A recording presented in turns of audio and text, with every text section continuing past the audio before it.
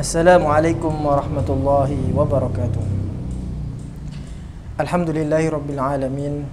Wassalatu wassalamu ala asyrafil anbiya'i wal mursalin Sayyidina Muhammad wa ala alihi wa ashabihi ajma'in. Wala hawla wala quwwata illa billahil aliyyil azim. Rabbi shrah li sadri wa yassir li amri wahlul 'uqdatam min lisani yafqahu qawli wa ba'd. Para pemirsa, kaum muslimin muslimat, para pecinta LBM NU Kedung Jajang Lumajang, rahimani wa rahimakumullah.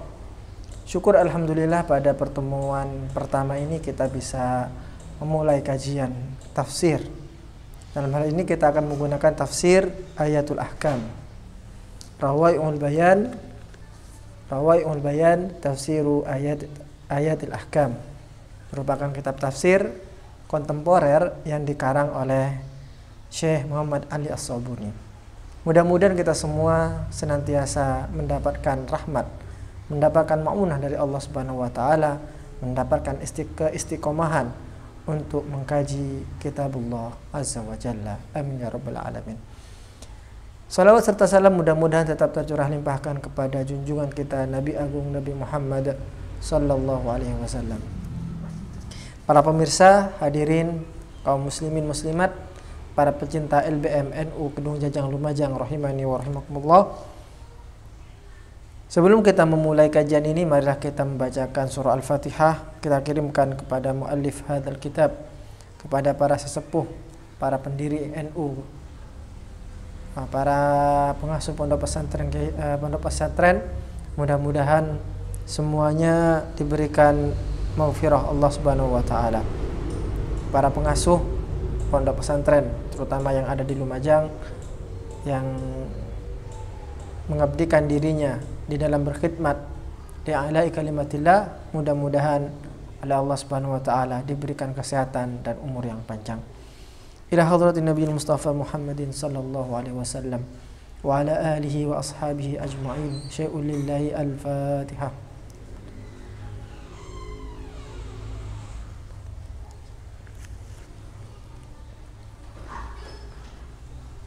Baik, para pemirsa, kaum muslimin muslimat, pecinta LBM NU Kedung Jajang Lumajang, rahimani wa rahimakumullah.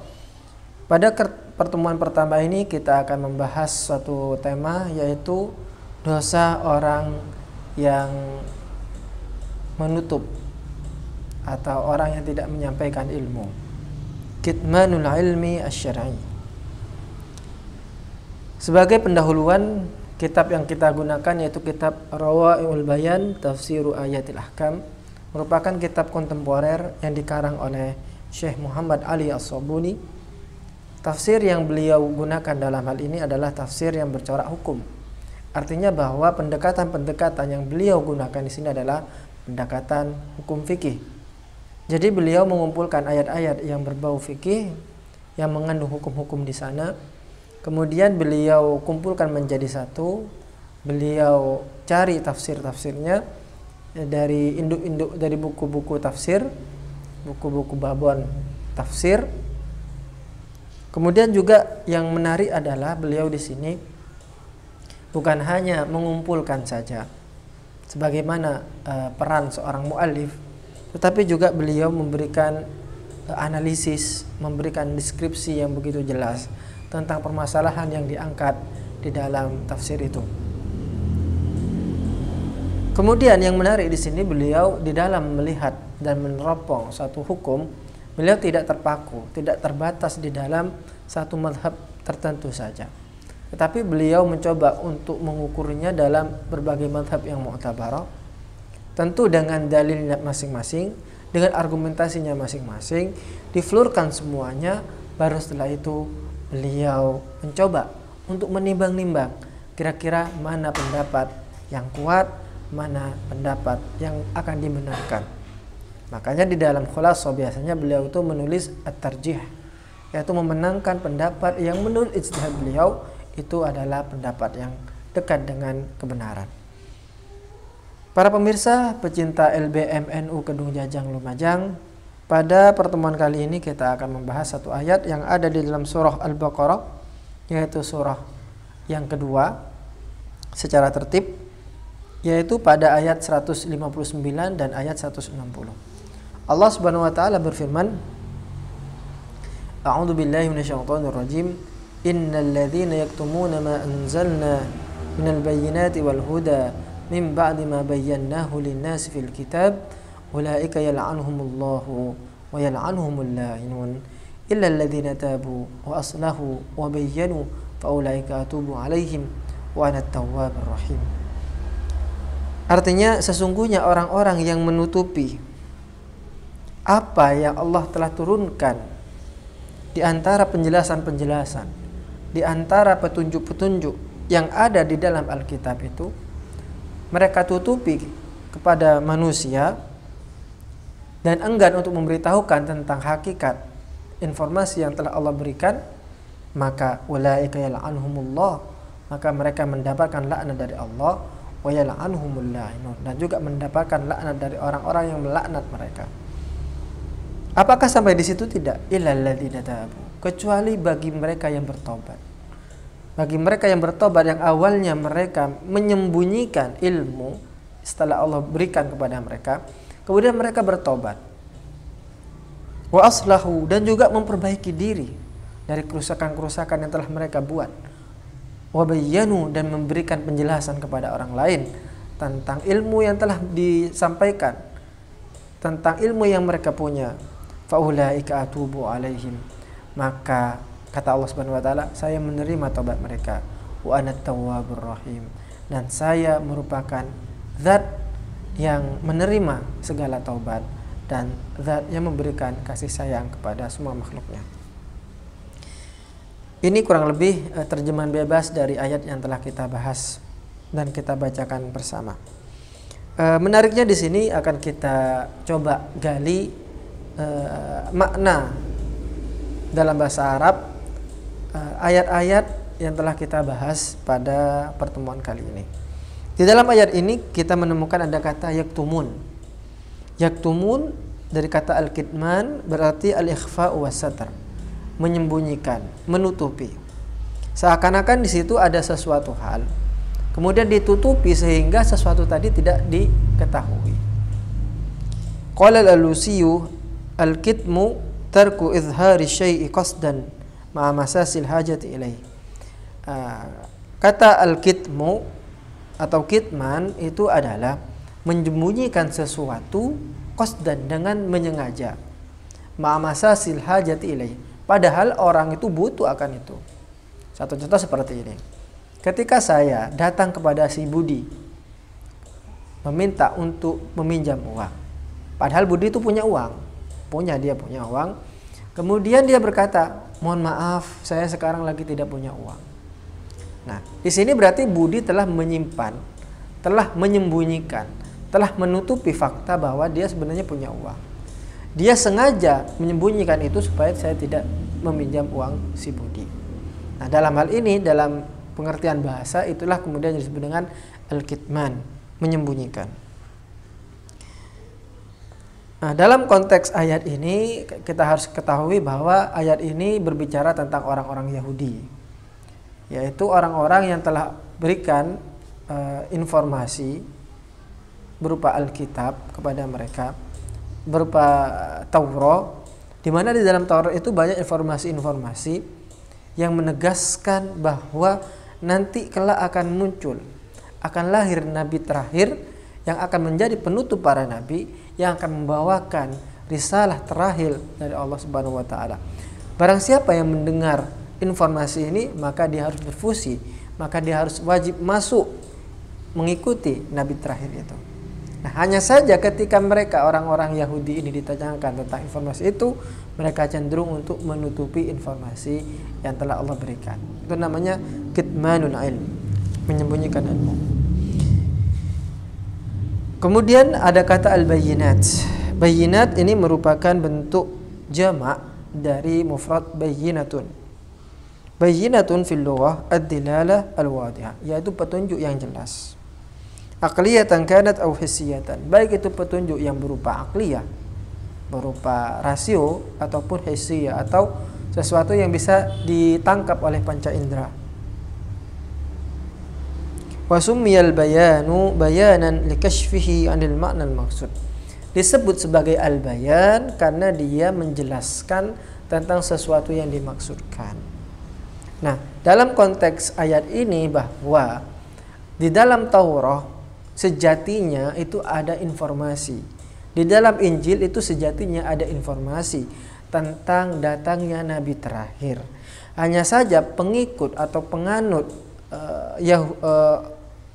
agama Yahudi ini dan agama Nasrani ini, mereka cenderung menutupi berita itu. Cenderung menutupi, bahkan bukan hanya menutupi saja, tetapi mereka kemudian mendistorsi, mentahrif, mengubah ajaran-ajaran, informasi-informasi yang mereka dapatkan di dalam Taurat maupun Injil. Kemudian di dalam ayat ini juga ada kata al-huda. Al-huda artinya kullu ma yadullu 'alal khair, yaitu segala sesuatu yang menunjukkan kepada kebaikan. Yal'anuhumullah, ada kata yal'anuhumullah, maka Allah melaknat mereka. Apa artinya laknat? Yatruduhum wa yub'iduhum min rahmatihi. Artinya laknat adalah menjauhkan mereka, mengusir mereka dari rahmat Allah Subhanahu wa taala. Kira-kira seperti ini, bahwa kita hidup di dunia ini tentu yang diharapkan, yang paling kita harapkan adalah mendapatkan rahmat Allah Subhanahu wa taala. Tanpa kita mendapatkan rahmat dari Allah Subhanahu wa taala, maka hidup ini akan terasa hampa. Nah, orang-orang Yahudi ini yang menutupi informasi tentang datangnya Nabi Muhammad SAW, mereka mendapatkan laknat dari Allah Subhanahu wa taala. Artinya mereka tidak mendapatkan rahmat, tidak mendapatkan kasih sayang Allah Subhanahu wa taala. Bukan hanya Allah saja yang melaknat mereka, tetapi wayal'anuhumul la'inun, tetapi juga dilaknat oleh orang-orang yang melaknat. Nah, kata la'inun di sini para ahli mufassirin, para ahli tafsir memberikan pandangan yang berbeda-beda. Ada yang mengatakan bahwa la'inun di sini adalah kullu man 'ala wajhil ard. Segala sesuatu yang ada di permukaan bumi ini akan masuk melaknat, akan melaknat orang-orang tadi itu. Ya, termasuk batu, hewan, tumbuhan, laut, danau, dan semuanya akan melaknat orang-orang Yahudi. Ada yang menyatakan seperti ini juga, bahwa yang dimaksud dengan al-la'inun di sini adalah al-malaikatu wal anbiya'u wan nas. Bahwa yang dimaksudkan la'inun di sini, orang-orang yang melaknat adalah hanya para malaikat, kemudian juga para nabi dan manusia secara umum. Yang kedua ini yang menyatakan bahwa al-la'inun yang dimaksudkan adalah malaikat, anbiya dan juga an-nas, itu berdasarkan ayat setelahnya, yaitu ulaika alaihim la'natullahi wal malaikati wan nasi ajma'in. Kita tahu bahwa yang namanya ayat itu menafsirkan ayat yang lain. Ayat yang ini ditafsiri oleh ayat yang itu, gitu seterusnya. Dan ini pendapat yang paling kuat. Illal ladzina tabu, kecuali mereka yang bertobat kepada Allah Subhanahu wa taala. Apa artinya tabu? Tabu ay raja'u anil kitman. Mereka tidak kembali, mereka tidak meneruskan perbuatan menyembunyikan ilmu tadi. Waslu taubati ar-ruju'u wan nadmu ala ma sadara minal insan. Asal kata taubat itu adalah dua hal. Yang pertama adalah ar-ruju', kembali kepada Allah. Kemudian yang kedua adalah an-nadam, merasa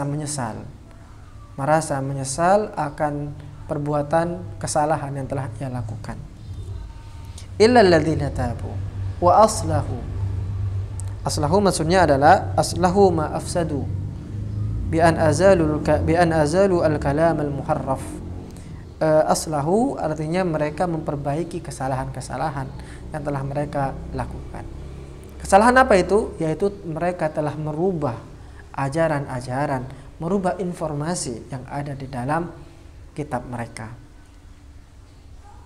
Wabayyanu, dan juga memberikan penjelasan kepada orang bahwa mereka bersalah, mereka telah melakukan distorsi Dan yang benar itu adalah bahwa akan datang nabi terakhir, yaitu Nabi Muhammad sallallahu alaihi wasallam. Faulaika atubu alaihim, maka orang-orang yang bertobat tadi Allah terima taubatnya. Wa anat tawwabur rahim. Menariknya dalam ayat ini Allah menggunakan sighah mubalaghah, baik itu dalam tawwab artinya senantiasa menerima taubat.